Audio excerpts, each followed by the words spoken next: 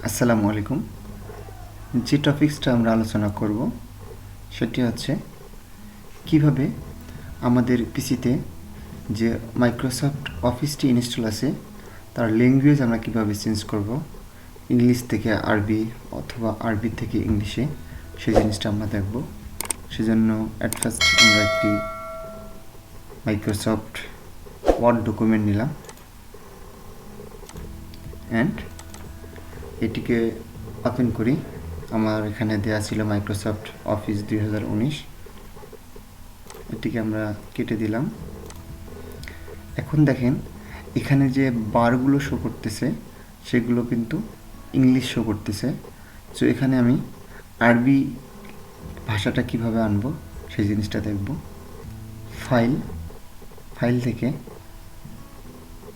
মোর বাটনে ক্লিক করে অপশন, এখানে ক্লিক করলে দেখেন অনেকগুলো অপশন আসছে। এখান থেকে ল্যাঙ্গুয়েজ অপশনে ক্লিক করি। এখানে দেখেন আমাদের যে ল্যাঙ্গুয়েজগুলো সব এখানে শো করতেছে। সো এখান থেকে আমি অ্যারাবিক এই অপশনে ক্লিক করলে এখানে দেখেন মুভ আপ, এখানে হচ্ছে এগুলো মুভ আপের জন্য। সো আমি অ্যারাবিকটাকে 1 নম্বরে রেখে ওকে প্রেস করলাম।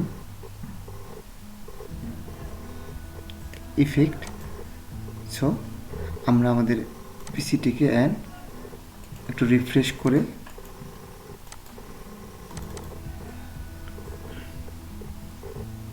দেখেন যে আমাদের যে বার ছিল ইংলিশ দিয়ে সেই লেখাগুলো এখন আরবিতে শো করতেছে।